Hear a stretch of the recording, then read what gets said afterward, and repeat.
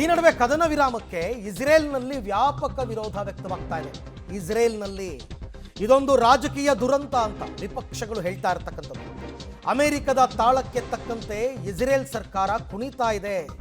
ಕದನ ವಿರಾಮ ಘೋಷಣೆಯ ಅಗತ್ಯ ಏನಿತ್ತು ಅಂತ ಪ್ರಶ್ನೆ. ಅಂದರೆ ನೀವು ಯುದ್ಧವನ್ನು ಮುಂದುವರಿಸಬೇಕಾಗಿತ್ತು, ಇದನ್ನು ತಾರ್ಕಿಕ ಅಂತ್ಯಕ್ಕೆ ತಗೊಂಡು ಹೋಗಬೇಕಾಗಿತ್ತು ಅಂತ. ಯುದ್ಧ ಆರಂಭವಾದಾಗ ವಿರೋಧ ಪಕ್ಷಗಳು ಇಸ್ರೇಲ್ ಸರ್ಕಾರಕ್ಕೆ ಸಂಪೂರ್ಣ ಬೆಂಬಲವನ್ನು ಕೊಟ್ಟಿದ್ದರು. ಇದು ದೇಶದ ಭದ್ರತೆಯ ವಿಚಾರ, ಇಲ್ಲಿ ನಾವು ರಾಜಕೀಯ ಮಾಡಲ್ಲ ಅಂತ. ಸಹಜವಾಗಿ ಈಗ ಅಪೋಸ್ ಮಾಡ್ತಾರೆ. ಬಟ್ ಅಮೆರಿಕದಲ್ಲೇನು, ಅಮೆರಿಕ ಇಸ್ರೇಲ್ ಹೇಳದಂತೆ ಕುಣಿತಿದೆ ಅಂತ JD ವ್ಯಾನ್ಸ್ ಅವರೇ ಆರೋಪ ಮಾಡಿದರು. ಆ ದೇಶದಲ್ಲಿ ಹಾಗೆ, ಇಸ್ರೇಲ್ನಲ್ಲಿ ಹೀಗೆ. ಒಟ್ಟಾರೆ ಯುದ್ಧವನ್ನು ನಿಲ್ಲಿಸಿರ್ತಕ್ಕಂಥದ್ದು ಇಸ್ರೇಲ್ನ ವಿರೋಧ ಪಕ್ಷಗಳಿಗೆ ಸಹಿಸಿಕೆ ಆಗ್ತಾ ಇಲ್ಲ. ಹಾಗಾಗಿ ಇವಾಗ ಸರ್ಕಾರವನ್ನು ಅವರು ಬ್ಲೇಮ್ ಮಾಡ್ತಾ ಇದ್ದಾರೆ. ಆಯ್ತಪ್ಪ, ಕದನ ವಿರಾಮ ಘೋಷಣೆ ಮಾಡೋದಾಗಿದ್ದಿದ್ರೆ ಇಷ್ಟೆಲ್ಲ ಯಾಕೆ ಲಾಸ್ ಮಾಡ್ಕೋಬೇಕಾಗಿತ್ತು? ಒಂದು ಅಂತ್ಯಕ್ಕೆ ತಗೊಂಡು ಹೋಗಬೇಕಾಗಿತ್ತು ಯುದ್ಧವನ್ನು.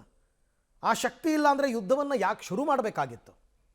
ಮಧ್ಯದಲ್ಲಿ ಈ ಥರ ಯುದ್ಧ ವಿರಾಮ ಅಂತಂದರೆ ಅದೊಂಥರ ನಾಚಿಕೆಗೇಡಿನ ಸಂಗತಿ ಅಂತ ಅವರೆಲ್ಲ ಯೋಚನೆ ಮಾಡ್ತಾ ಇರ್ತಕ್ಕಂಥದ್ದು. ಹಾಗಾಗಿ ಇಸ್ರೇಲ್ ಸರ್ಕಾರಕ್ಕೆ ವಿಪಕ್ಷಗಳು ಪ್ರಶ್ನೆಯ ಮೇಲೆ ಪ್ರಶ್ನೆಯನ್ನು ಇಡ್ತಾ ಇದೆ.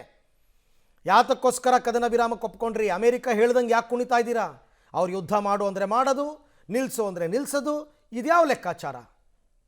ಈ ಥರ ಅಮೆರಿಕದ ಕೈಗೊಂಬೆಯಾಗಬೇಡಿ. ಯಾಕೆಂದರೆ ಇರಾನ್ ಮತ್ತು ಇಸ್ರೇಲ್ ನಡುವಣ ಯುದ್ಧಕ್ಕೆ ಒಂದು ಕಾರಣ ಇದೆ. ಹಾಗೆ ನೋಡೋಕ್ಕೋದ್ರೆ ಅಮೆರಿಕಾಗೆ ಅಂತ ದೊಡ್ಡ ಕಾರಣ ಇರಲಿಲ್ಲ.